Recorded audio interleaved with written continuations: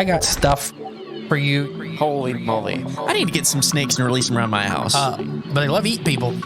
They love eating kids. These guys are the scientists of the supernatural, lecturers leaving lessons for inquiring laymen.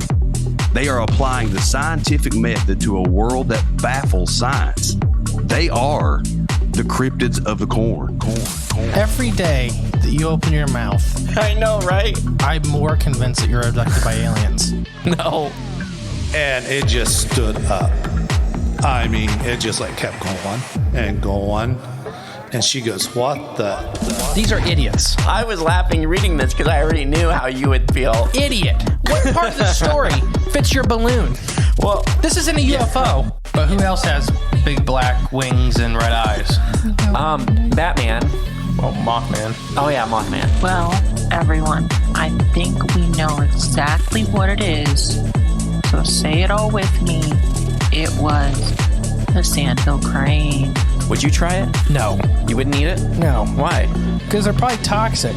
There'd be a lot of poop in my pants. I've seen a 6-foot alligator go swinging through the air and slam into a tree.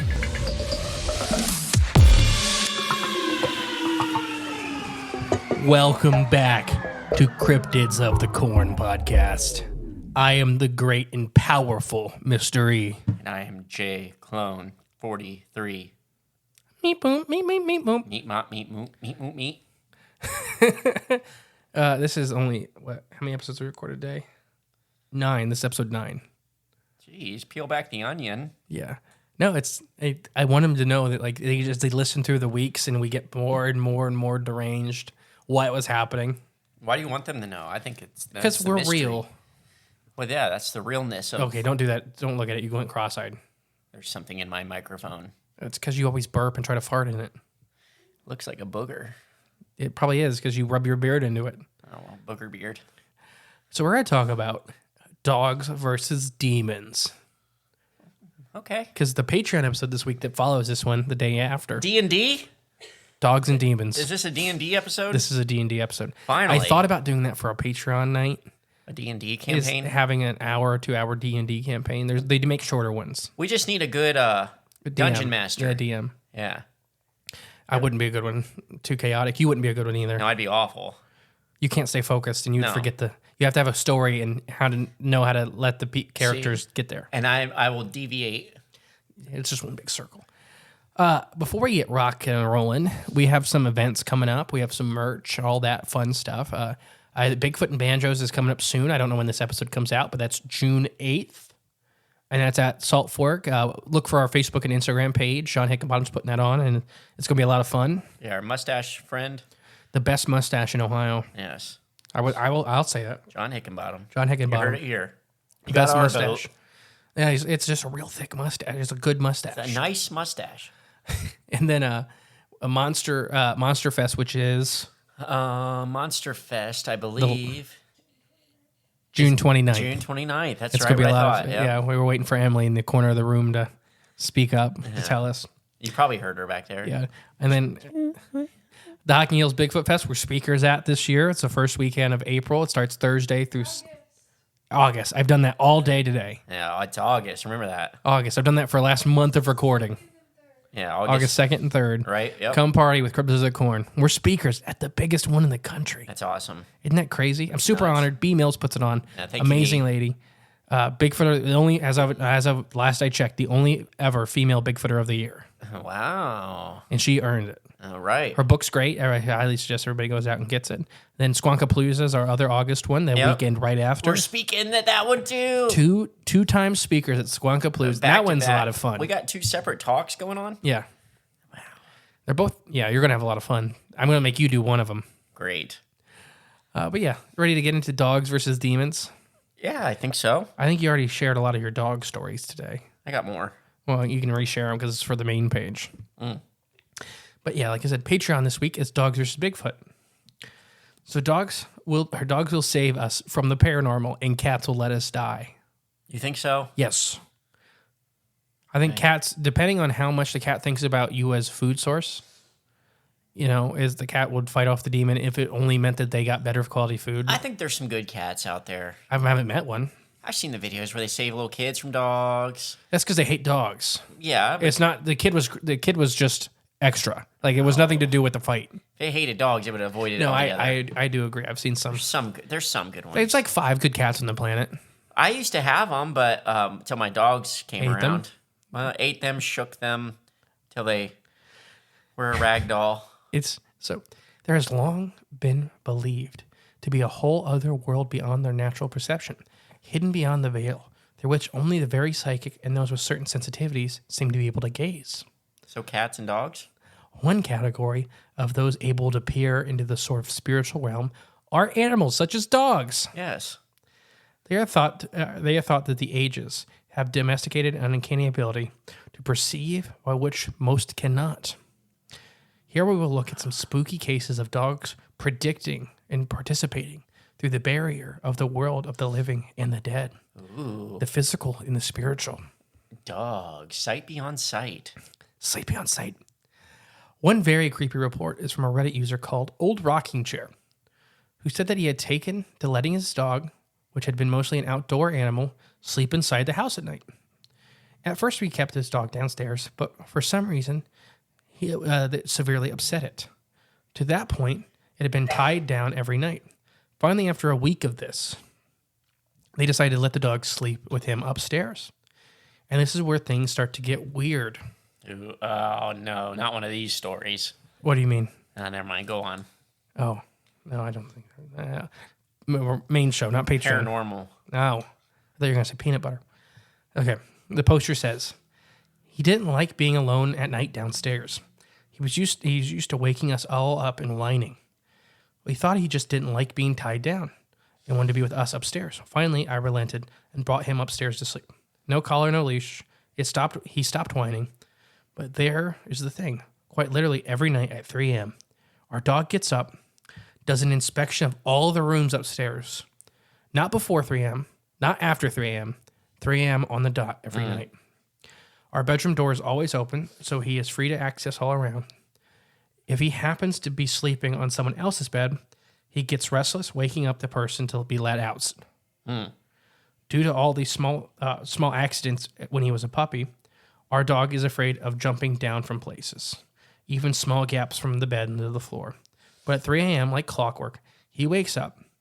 When we do let him down, he goes from room to room, then sleeps in the doorway of my parents' bedroom. It happens every night. We can observe him like clockwork. We started bringing him upstairs early September.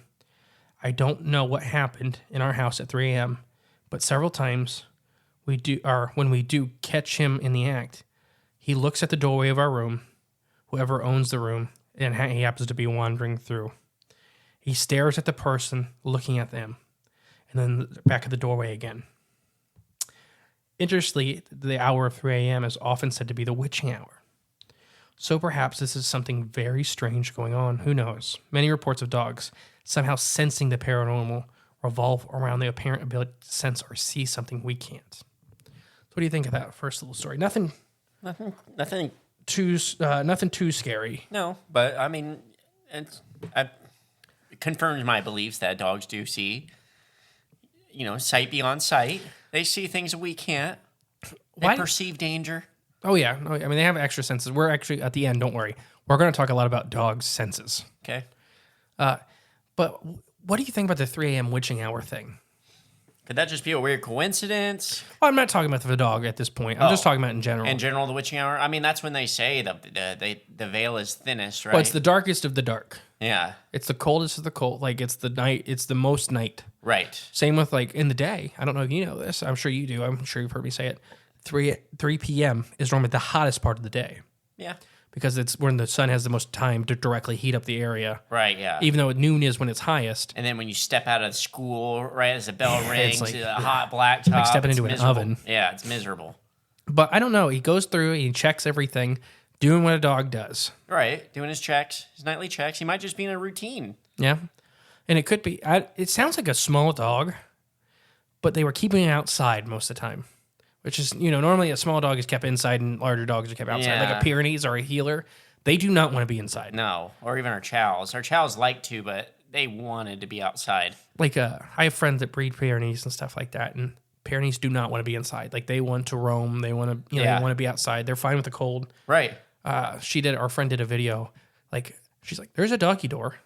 They can come in, like, when it's snowing and the dogs are laying out in the snow. Yeah, that's how ours were. And they're like, they can come in whenever they want. Yeah. They choose to lay out there in the snow. Yep. They're, it's a 150-pound dog with 4-inch thick fur. That's how ours are. They're bred for this. Yeah. No, so I don't know. I just thought it was weird. I haven't done any deep dives into the witching hour thought. No. My first introduction to the witching hour was the BFG book.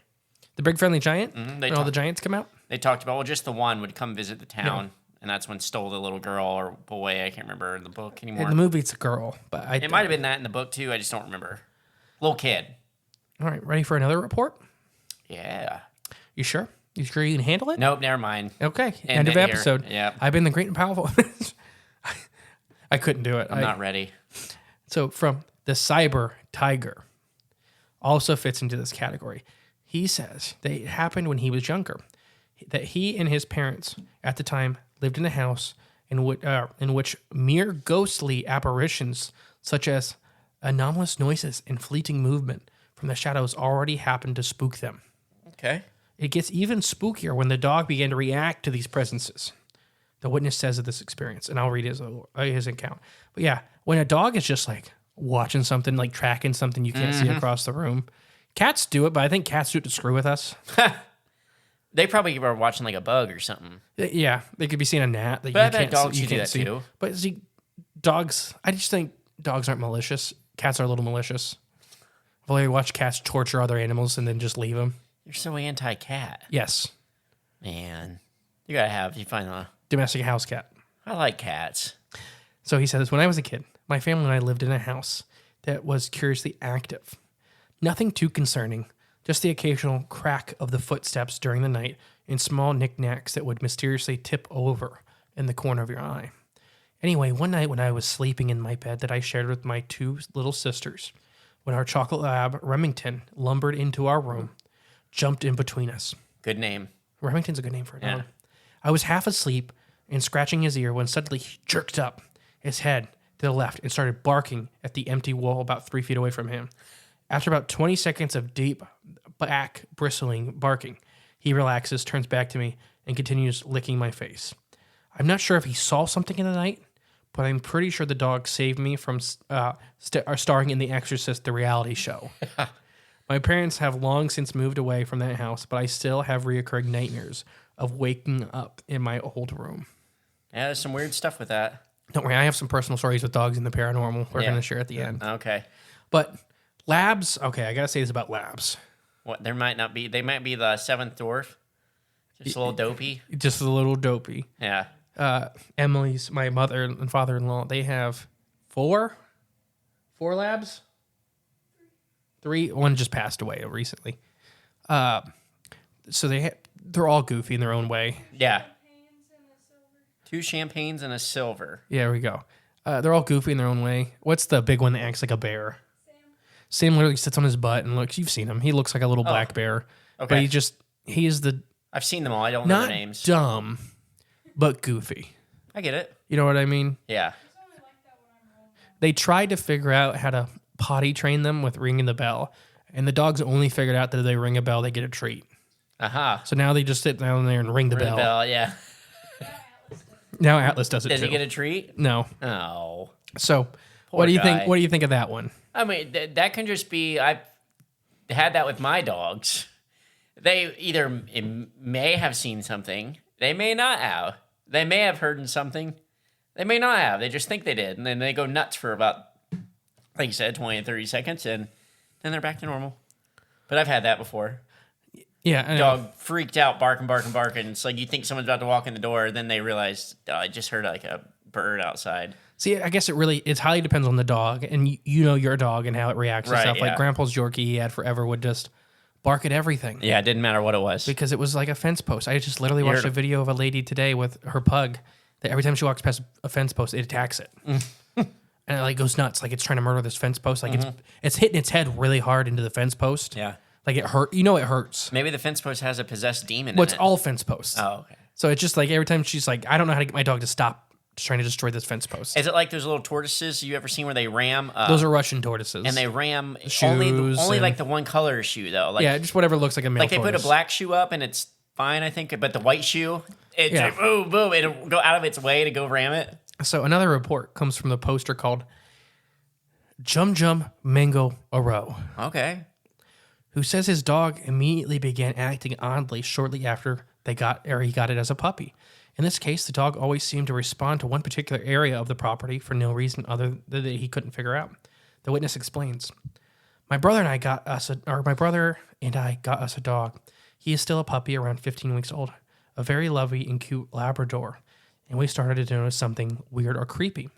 It only happened when he walked him in the dark outside around 10 p.m. to midnight, and sometimes when he needed to pee during the night, like 3 to 4 a.m. We take him out as well. So the thing is, he would always stare at one direction right outside of our house, and sometimes he would be so focused on staring at it, he wouldn't listen or react to anything around him. The reaction we'd softly pull on his leash a bit. It's like if somebody was standing there, and he is very, very curious and interested in them. Because that's normal, and dogs do that when they get curious. He even did this motion once with his head tilt, where he goes from the right ear to the left, as if somebody started walking by, like he was following somebody with his eyes. Then but when I looked, there was nobody and nothing there, and the darkness was just empty. I thought maybe he heard something, but there wasn't any real sounds around, especially not at 4 a.m. He wouldn't bark or move or anything, maybe because he was still too young and scared. And then I heard the dog could possibly have a seventh sense. And then he asked if anybody's heard about this. Maybe there's a ghost standing there. Yeah. So another lab. What is that thing that dogs do when they tilt their head side to side like that? So I think it's mostly a curiosity pose. Yeah. Like dogs are very physical with their language. Right, yeah. Their tail wags, their face, yeah. they pull their faces and stuff to talk. Uh-huh. So I think it's a physical representation of curiosity. Like we talk with our faces. Right, yeah, yeah. Dogs talk with their bodies and their smells and their sounds. I just like when they do it. Yeah. Now Atlas does it. Oh, he does. He wobbles his head back and forth a lot, yeah. And it's because of mom and dad's dog. Hanging out with them a bit too much, huh? Yeah. They're ringing the buds. bell, doing the head Different nods. dogs. Oh, okay. Okay. Yeah, gotcha. mom and dad's dog. Shoot, you're gonna, Griffin wire hair pointer, I think. I think by next year, you'll have them kennel trained, Yeah. Atlas. So, anything to add to this report? Just this dog watching, like somebody's walking in the corner of the yard really late at night. Yeah. And like you said, the curiosity thing, I mean, there was something there. It might not have been nothing paranormal, but It could have been a possum. But, I think they were talking, it was very odd that it was happening very regularly. yeah, but I mean, if they're going out around the same time, you got like a possum, like you said, or anything on a routine. I could also just see knows something it's over like a fox or a coyote scent marking that corner of the yard. Okay. And the young puppy knowing that's danger. And it's it's like just, something's up I over know there. there's something, because there's not an animal there right this second. Right, yeah. But it's scent marked. It has a lot of language on it for the Yeah. animals. Just trust dogs. Trust dogs. Speaking of which, there should be a code below in the description to get 10% off of the Trust Dogs t-shirt at Cryptids the Corn shop. Nice. Cryptidscorn.com. /shop. Can't even say it. Cryptidsofthecorn.com /shop. /shop. Check it out. Trust 10% dog off. shirt. What's the code? It'll be below. I haven't made it yet. Oh, okay. Because this is a month and a half in advance. Check the description below. All right. So there's a similar report to this from user Octopoodle, who says his dog was normally very quiet and timid. But on this occasion, he had a very strange reaction to the darkness beyond the door of the bedroom, the witness states. I was laying in bed reading with my dog at night. My bedroom door is open. My room is the only room in the house with the lights on. It's completely silent. I took a quick glance at my dog. My dog was staring out of the door into pure darkness. I see him slowly tilt his head to the side, which he only does when he sees or hears something that seems bizarre to him. He then growls for a good minute or two. Then he notices me staring at him and starts wagging his tail. Okay. So, yeah, I had a dog do that, where it would just like start looking. Under its breath almost. Yeah. Just that little Just low something. rumble. Yeah. Oh, yeah. My dog's always done that. What do you think about that? Typical dog reaction, I guess. To what?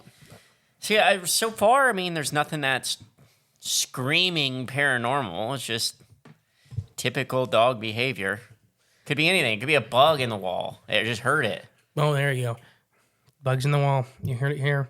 Jay doesn't believe in the paranormal. Only bugs in the wall. I do. It's just none of these. Can't back up now. Nothing. These are screaming at me that it's only paranormal. Mm-hmm. I gotta dibble it a little bit and just bring things back to reality.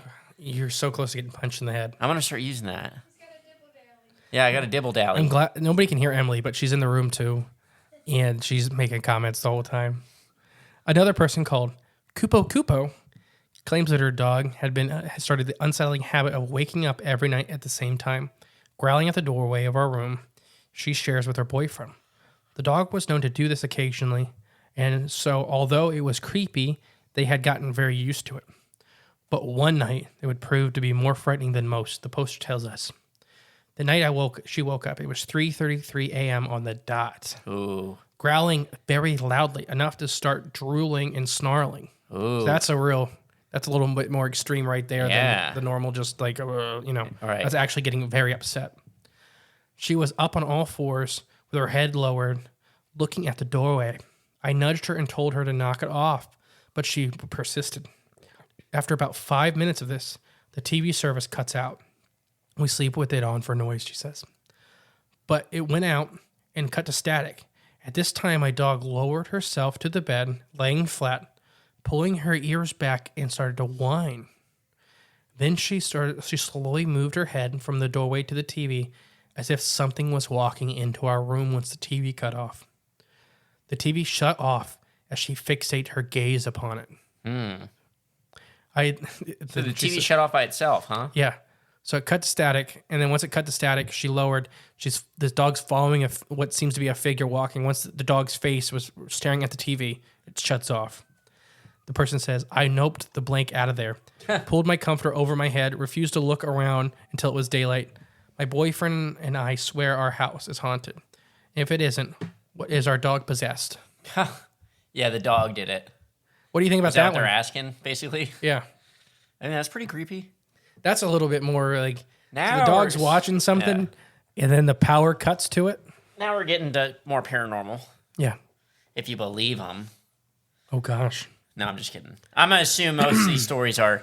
I guess we're going on the assumption that these are real. I don't want to... We have no... I don't want any encounter. We have no way of actually... I don't want anyone accusing us of just believing everything willy-nilly, because we don't. Funny. But, in this case, just to discuss these encounters or these stories, we're going to assume they're all real. I mean, I think by the end of it, you'll know. Dogs do weird things. Absolutely.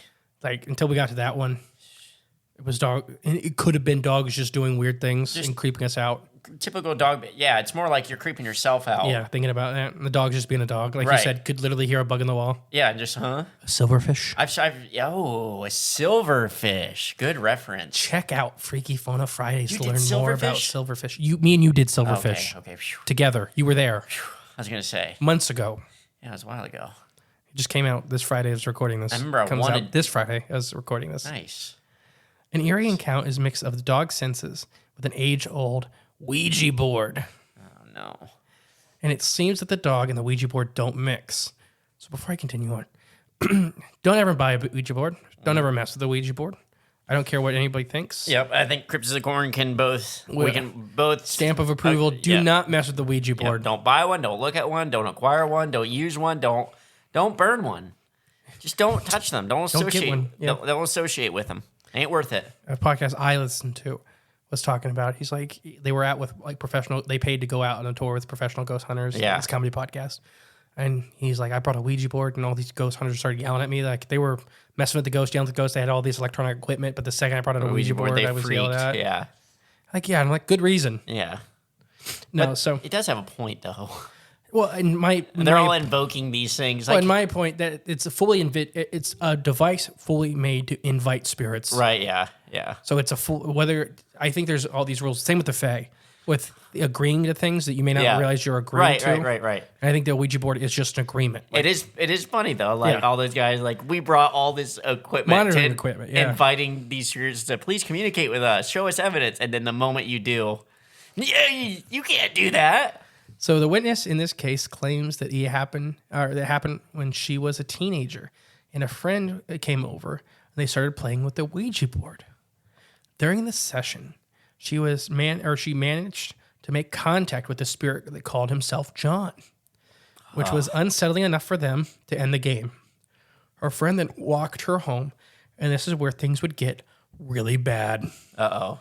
Yeah, because you invited a demon to attach itself to you. No. Yes. Right. When we go to my place, we decide to play again.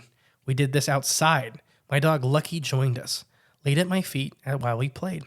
Well, we summoned a spirit, asked for his name, and we spelled out John. Right when we were at the end, Lucky jolts up and starts barking into the darkness and for this long, empty corridor. He's going absolutely crazy, as if they was about to be attacked, trying to give us warning signs. Lucky never ever barked. He was the most docile Shih Tzu we've ever met. This night, though, he was on attack mode, jumping and barking as if something was literally about to jump. My best friend and I immediately stopped and burned the board. No, they didn't. I'm not joking. We never played again. They burned it? I'm not joking. Oh my gosh. I know I make jokes sometimes. No, he burned the board. Oh, you did several, ladies, I'm sorry, several bad things. Yeah. Pretty much made all the wrong steps. Yes. I mean, if they would have covered it one of them in like the blood of a goat, maybe that would have been the way to worse, to really take it up a notch. My mom and dad have a Shih Tzu though. And I know. No, that's the other one that bites. Yeah, the Havanese that bites. But I'm just imagining him, just knowing his and his personality and that little dog. My sister also has a Shih Tzu now too. I tried to steal it. And my sister's? Yeah. Muffin? Yeah. Okay. The first day she got it, I wanted her to walk out with it. Oh, gotcha. Okay. Well, he's fully grown now, and he's a big, giant dork, but he'll bark at everything like he's a big, bad dude. And then the moment you even gesture towards him, he takes off running away so fast. But I imagine something like that, barking, trying to defend you, like. But she's describing it like literally going nuts, like barking, like it's trying to bite something. I can picture it. I've seen him do it. Yeah. So what do you think of that one? It's funny. No, it's funny that Shih Tzus do. Shih Tzus in general are funny, but I've only ever had, my grandma had them for years. I had all kinds of them. She had at least 10 with me growing up. Not at one time, but she'd have 2 or 3 at a time, max, and then they'd pass away. Right.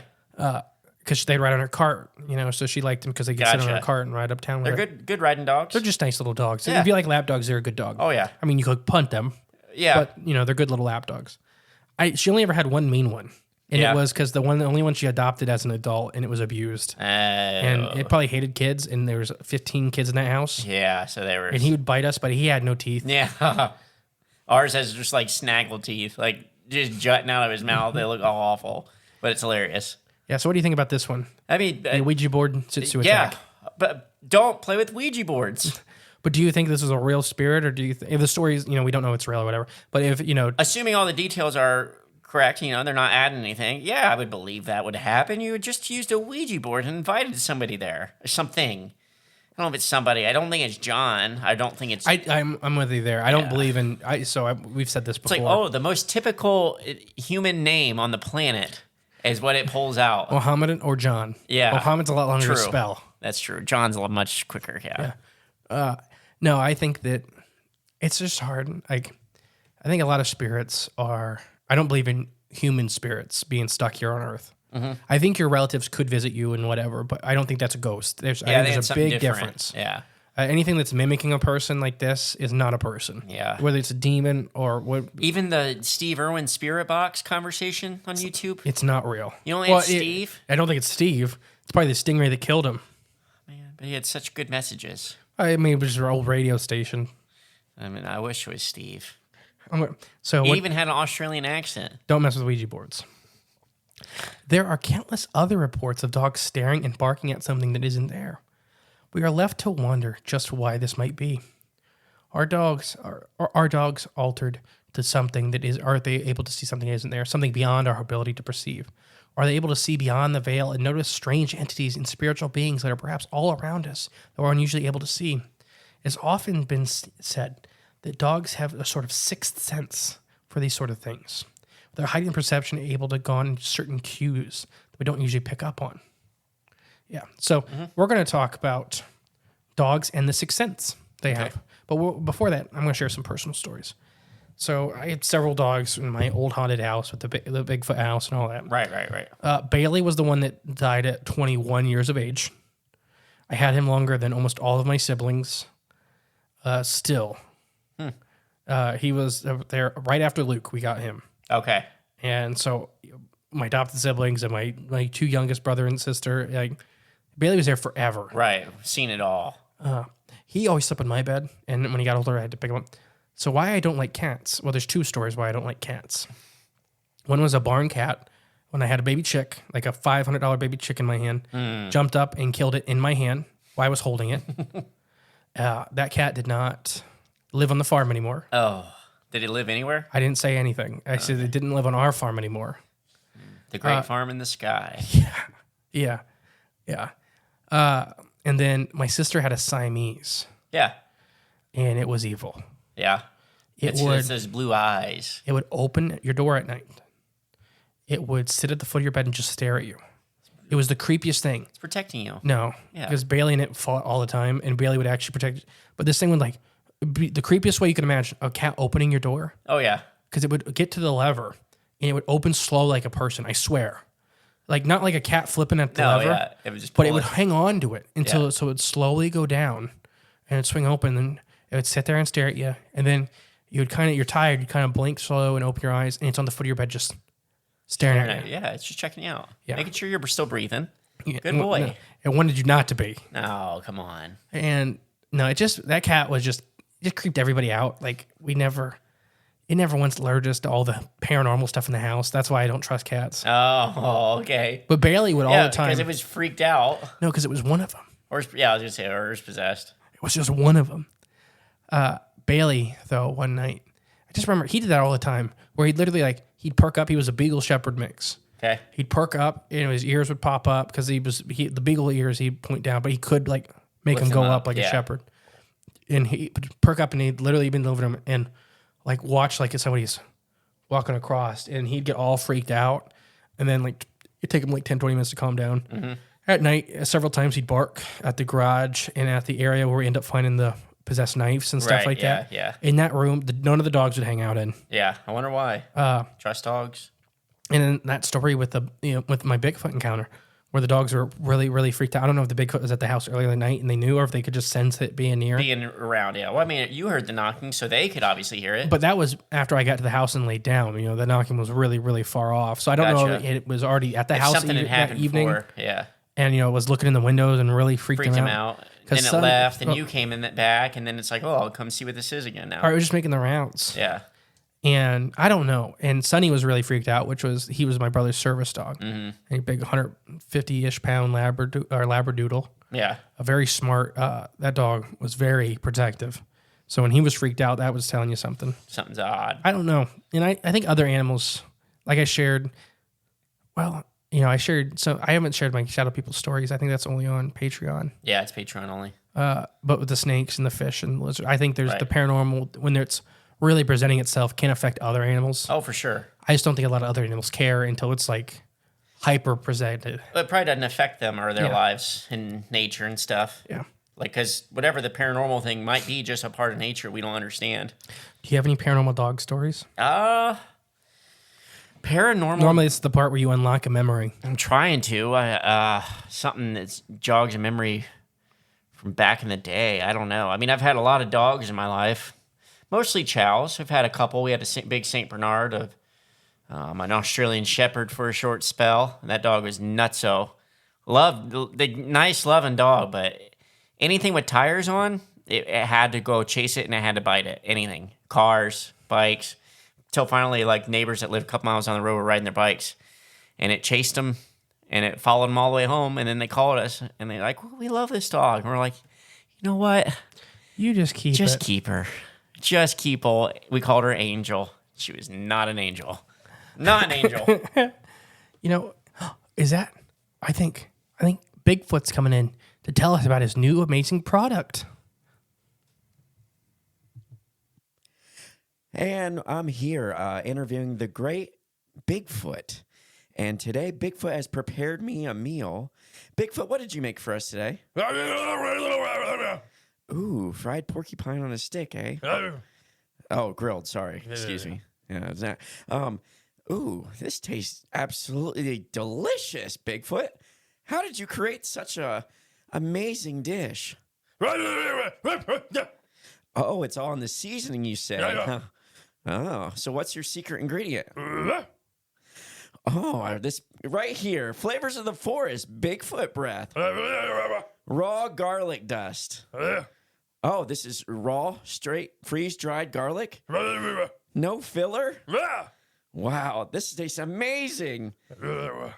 Oh, you've got... Oh, and I'll try that too. What's that you got? Oh, okay. Well, I guess I'd never had deer heart, but let's give it a go. Oh, it's a little spicier. What's in this? Spicy raw garlic dust? Wow, also from Flavors of the Forest. Well, where can I find this? Oh, in the links below. So if you're looking to season up your meal today, why don't you go to the links below. Reach out to Flavors of the Forest at flavorsforest.com and get you a bottle of raw garlic dust or spicy raw garlic dust, also known as Bigfoot breath. Talk to you later. And that's flavorsforest.com/corn. Man, allergies are bad. All right, so yeah. I don't have a paranormal Dog story, but you thought of a cat one? I do have a paranormal cat story. Now, it's not probably paranormal in the sense we were just talking, but we had this cat, long-haired. All of our cats were outdoor cats, like barn cats, whatever, but we're pretty personable with them. We had this one my sister really liked. She named him Mr. Sniffles. Mr. Sniffles was his name, a long-haired gray cat, and she was really upset because I forget where we left that day. We went as a family on not on vacation, but we went to like an amusement park or something, like a theme park, and we stayed that night. So we were coming home the next day. But that day when we were there, we got a call from our neighbor that lived in the house I live in now, and they had found Mr. Sniffles dead. His jaw was just like ripped off. He was beat. Something got him, killed him. So he said he took the cat and he took it out back in the field and he dumped him. And he's like, just let us know when we come back. My sister's all upset. We're driving home the next day and we were talking about the cat. And right when we pull down the driveway, when we're coming down the driveway, we're about halfway down, we seen on the picnic table on our front porch, there's this long-haired gray cat sitting there. And my cousin's like, Jill, is that Mr. Sniffles? She's just like, it's Mr. Sniffles. Like, she's on going nuts. We're all like, what? What's going on? So we walked over there. It was Mr. Sniffles. He was alive, but he looked like a zombie. He was like, half his face was hanging off him. And his jaw's there, but it's just kind of hanging there. Mm-hmm. And he's just sitting there like wobbling back and forth on top of that bench, alive. Mm-hmm. And we're like, no, zombie cat. Zombie cat. He didn't last. He was definitely deceased later that day, but I think he just he resurrected to just say goodbye. Our neighbors buried a cat that came back. Yeah. Like Pet Cemetery style. Yeah, it came back. That's kind of what got hit by a car. Oof. And so they just thought it was dead. They buried it and it dug its way out. Oh, man. I wonder if that's what happened with this one. I think it was just similar. I think it was unconscious. Yeah. And they must have buried it really shallow. That's what our neighbor said. He's like, I picked it up. It was dead. He's like, let's talk about the sixth sense of dogs. Do they have a sixth or seventh sense? Say sixth sense. Sixth sense. 4 sense. times fast. Sixth sense, sixth sense, sixth sense, sixth sense. You said slow the last time. Humans have 5 recognized senses. We have touch, taste, smell, sight, and hearing. And my dad has neither of them. Neither of any of them. He can't see. I'll agree. Oh, have vision. He can't hear. I'll agree. He cannot smell. 100% can't smell. His nose has been burned off, so right. I agree. His sense of touch is pretty limited because his hands, he can't feel in his hands. From the plastics factory. Yeah. What's the last one? Taste. And that goes in with smell. He can hardly taste food. So dogs have the same 5 senses, but they aren't all the same as ours. Humans can discern the broad color spectrum and more visually detailed than dogs can because we have more color detecting cells called cones in our eyes. Dogs see better in the dark than humans Because they have larger pupils that let in more light, they have more sensitive light cells called rods in the center of their eye. Dogs can also detect tiny movements that we miss, making them really good hunters, especially at night. At night? Dogs have a great sense of smell. Their nose functions about 10,000 times better than ours. And this is very averageable on species of dog or breed of dog. Okay. Where like bloodhounds, for example, I think it's 100,000 times. Yeah. And, so they average out at 10,000. Because I think like even pugs have better sense of smell than ours, but they don't have much. Humans have a better sense of taste than dogs, though. Well, yeah. Did you know that? I would imagine so. If their smell's better, their taste has to be. No, humans have a better sense of taste than dogs. Oh, it was the other way around. Oh, really? Yeah. Well, you look at what dogs eat in the wild. Yeah, it's versus disgusting. Yeah. They eat their own poo. Yeah. I mean, think about that. You have to lose a lot of taste buds to get to that. True. So I'm not at that point yet. we have about 9,000 taste buds compared to the average dog having about 1,700. Okay. So about close to 5 times more taste buds than a dog. Dogs can hear much higher frequencies than humans Yes. and can hear much longer distances. Yes. So we're going to break it all down. So what is the sixth sense? Well, dogs have 5 excellent senses. Some people also think they have elusive sixth sense. So what is a sixth sense? Anyway, can it really be defined?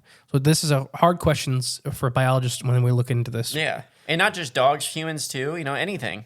But if you don't have it, it's very hard to explain what it is. Right. Like seeing a new color. Right. It's impossible to describe color to a blind person. It's blurple.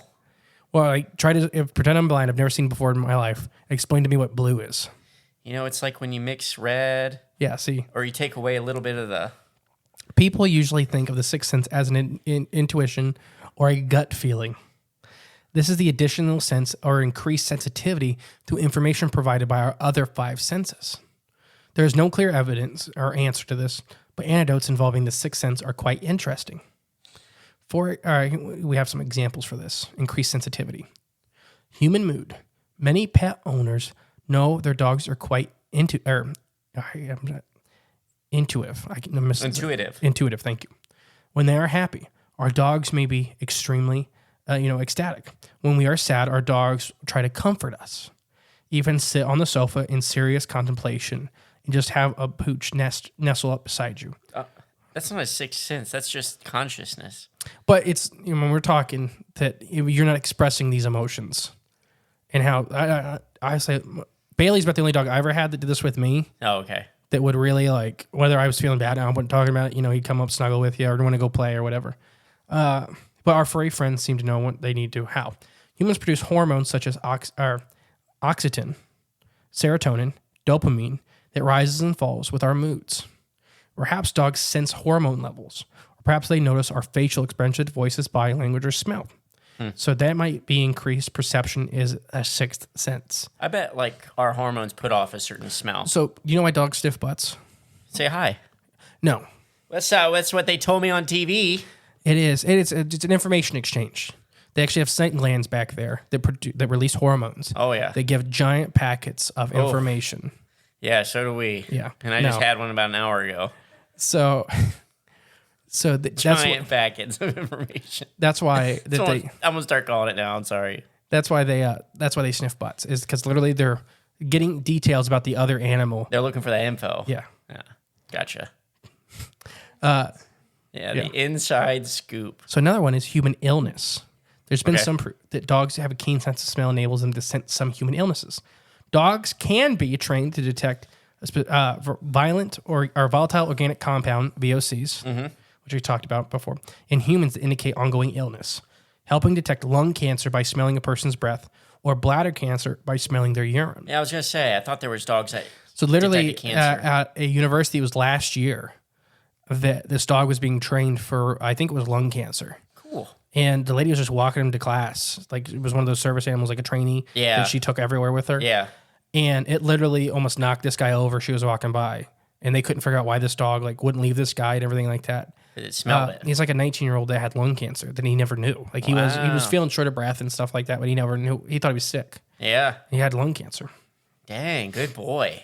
Dog, that is. So by detecting, bladder cancer by smelling the urine. Dogs can also predict low blood sugar by detecting VOCs emitted through the skin, or predict seizures by recognizing changes in VOCs, pupil size, demeanor in a patient with epilepsy. Yep, I've seen that before too. That's pretty cool. Like dogs with like epilepsy and what's the one where you fall asleep randomly? Oh, narcolepsy. Narcolepsy. Like there's dogs that will that are trained for narcolepsy that we humans can't explain when a narcoleptic state. But they can see it but coming. they can sense it, and they'll tell the person to sit down. And they can do it with seizures too. They can sense it when they're coming on. And they're also trained to lay on the person so they don't violently swing around and stuff like that. What good creatures. When a dog's sense of smell is coupled with their ability to read their owner's mood, they are quite adept at predicting health problems and preventing injuries. Is this maybe the sixth sense of our dogs, or is this just a superhero dog? Weather, and there's another big one for the sixth sense they may have. According to the Associated Press poll, 2/3 of pet owners think their pets have a sixth sense about weather. In this case, their sixth sense is likely due to the heightened sense of smell. Dogs can hear, smell, and feel weather activity, just like them predicting this edge on humans. Mm-hmm. Who needs a weather forecaster when you have a dog? And so Japan. What? I was going to say, or a beetle. I was going to say the Beverly Hillbillies beetle. Yeah. Now, Japan uses catfish to protect earthquakes. They use all kinds of animals are used to predict weather events and natural disasters and stuff like that. Like, do you know they've sharks now in Florida predict hurricanes more accurately than the weather station? I'm not shocked. You know how they do it? They have hundreds of tagged sharks off the coast of Florida. And they all leave? When they all go to the trench. Yeah. Hurricane. It's like, something's coming. Yeah. When all these sharks that are living on the coast jet out about 150 miles to go sit at the bottom of the ocean for a little bit. Yeah. There's maybe something happening. Dangers. There's trouble afoot at our local Circle K. Dogs also they have an accurate sense of hearing, which allows them to hear distant thunder before we do. I was hoping you were going to say humor. Humor, yes, they have a really good sense of humor. So dogs could be hearing the thunder way, way long before we ever hear it. Dogs can also smell the change in atmosphere called ozone better than we do. So they may have a sense of the oncoming storm. Mm-hmm. I can see that. Dogs can detect changes in barometric pressure or electromagnetic fields that may be related to oncoming storms. Which also may explain some of the paranormal stuff. Yes, you got it. Yeah. Dogs have been known to detect changes in seismic activity and feel small movements before earthquakes occur. Okay. So yeah, all that. And then, like you said, the electromagnetic spectrum, we talk a lot with paranormal entities like ghosts and demons and stuff like that affecting the electromagnetic spectrum. Right. Yeah. Maybe even feeding off of it. So if it's affecting it, dogs can be like, hey, what's up? What are you doing? And do that head so that may be why they're really curious, because they can't really see the entity, but see a disturbance in the electromagnetic field. Yeah. Daily activities. Dogs learn the routines of people who they live with. They know when they're going to wake up. They know when they leave for work. They know when they return home. This has been documented with cameras and dogs. Like a lot of these little dogs will be super excited 5 minutes before the person gets home. Oh yeah. Like they know they're it's at 4:05. They get home every day at 4:05. Yep. Or they screw off. They're on the couch. They do things they're not supposed to do, and then they know 5 minutes before they're down. They're in their spot where they're supposed to be. Ever have your dog meet you at the front door when you arrive at home? They know your work schedule, but it may be more. In one study, hidden cameras were placed in homes. Researchers had owners come home to do random things. Despite the changes in schedule, the dogs somehow always knew when they should go to the door to greet their humans. So there may be something more than just learning a routine that we don't know about yet. You think so? I'm just reading the study. So they changed up the routine every day. Right, and the dog every time the dog a couple minutes before. He probably just knew the way the door sounds when. So that's my next little line. Did their accurate sense of smell or hearing help detect their owner's presence beforehand, or is it the sixth sense kicking in? I would guess the extra sense in smell and hearing and all that. So how can you sense your pet's sixth sense? Oh, we may not be sensitive as our dogs, but even mere mortals can recognize when a dog's sixth sense is on the job. A dog can detect oncoming bad weather and may pace nervously, whine, hide, bark, and search out their owner. Mm-hmm. So Bailey hated thunderstorms, hated guns, and hated thunderstorms. So is my dog now, Grace. And he would drool so bad when you were packing a bag. He knew what a suitcase was. Yeah. And he hated when you'd leave without him. Yeah. As he got older, he got more relaxed. Yeah. Because he was more comfortable being home alone. But he knew when you were leaving the house. Yeah, the dogs, they always know. Even, we'll mention Jake in this episode. Jake Driscoll. Jake Driscoll? No, Jake Dressel. Let's say it right. He Love you, Jake. Yeah. He was telling me how his dog, when we went to Encounter Quest recently, the whole day before, his dog was just being like a turd to him, basically. He knew he was leaving, and he just didn't want to acknowledge him. He didn't want to be around him. Mm-hmm. He was over it. So dogs that notice changes in their owner's mood can cuddle up next to them and beg to be petted. Dogs that detect illnesses may lick their owner's secretions and then stay close by their side. Your own dog can be a service dog that alerts you to things that you can't see or perceive. Your dog knows you. Pay attention, and you may be surprised of how intuitive he or she is. Even though there is no scientific evidence to suggest fully that dogs have a sixth sense, we certainly have sense enough to appreciate the dog's ability to integrate their own five senses in amazing fashions. Mm-hmm. Wonder if that had to do. Our one dog we had for like 10 years, Chow. He's like the dad of all of our Chows. Whenever he got like nervous or he got into like, basically, or like you're brushing him out, he didn't want to be brushed, and you had to like, hey, let's settle him down, and he'd chill out and like let you do whatever, or picking a thorn out, anything. He would always lick and smack his lips, just. That was his reaction. Probably a nervous tick. That was his nervous tick.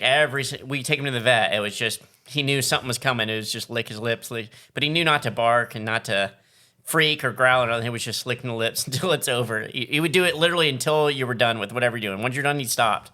But the whole time, smacking and licking his lips. The whole time. It's pretty funny.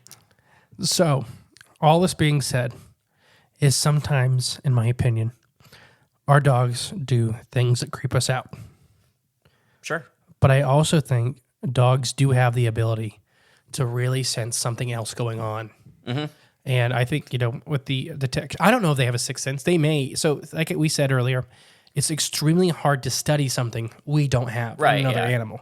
That's why we talk about life out in space that may be silicon-based and stuff like that. Mm-hmm. It would be so hard to recognize because it would be, use the word, it would be so alien to us that we may not even recognize it as a living thing. Not even perceive it, yeah. A silicon-based life form may have a lifespan of, hundreds of thousands of years and move so slow that, it takes generations for... a rock. Yeah. Like just moving rocks out in the desert. Yeah. And they're just working on it. Mm-hmm. No, so do you think dogs can detect the paranormal? Yeah, I think they can. And to what degree, I don't know, but I think their heightened sense and smell and hearing and sight plays a big factor in a lot of the stuff they see or sense. Stuff that you might think is paranormal when it's really not at all. It's just their heightened senses that we can't, I guess we can measure to a certain degree, but you can't as an individual even come close to fathom what it's like unless you already have superhuman smelling, seeing, hearing, all that. Right. So, I mean, yeah, I think they do have the ability, but like I said, I think a lot of it is attributed to their heightened senses as it is. I mean, that's what we train and bred them for. Mm-hmm. As companions to help us. Dogs that detect cancer and stuff like that. Yeah, it's pretty hyper-specialized. I think they can detect demons and ghosts. Right, yeah, exactly. If a dog can smell cancer on something that small, yeah. Or dogs, they can train dogs to smell bombs, And I think a lot of allergens, they can sense if somebody's allergic to stuff and all kinds of, and I think a lot of it comes from, like we already talked about, they have scent glands to detect, to tell each other information. Right, exactly. Immediately about health and stuff like that. They're viewing the world in a sense that that we just can't even... Dogs can see TV too. Wait, oh yes. Is it in black and white though? It's different. So they don't see in black and white either. I always wondered that. They can see... Bluey? Oh. They can see... It's hard to explain. They don't have as many colors as we do. Not as many chromatophores? That's skin. That's skin changing. Oh, darn it. Color changing cells in your skin. Oh, crap. And I don't think we have any. Ours is all based off of like melanin and stuff like that. Oh, okay. No. What's so funny over there? That I have no idea what I'm talking about. Just throwing words out. Chromatophores are like in cuttlefish. Oh, that's right. Oh, you guys are the same person. No, so dogs versus the paranormal. So Patreon members, if you guys want to check out Patreon or the member space, the app, tomorrow's episode is dogs versus Bigfoot. Yeah, it's continuing a dog on. Theme. Yeah, it's a dog week. Just remember, the most important thing to take away from any of these episodes: trust dogs. Trust dogs. 10% code below to get your Trust Dogs t-shirt. That's right. Check the description box. All right, guys. I've been the great and powerful Mr. E. And I've been J clone. 47? 43. We'll catch you next week, guys. Bye. Hey guys, thank you for listening to Cryptids the Corn podcast. Remember, the best way to support the show is share it with a friend. But if you are craving more of the J clones And more from Mr. E. there's always extra content on Patreon. And our paid member space on cryptidsofthecorn.com. We'll catch you next time with more exciting, fun, and informative information. Bye.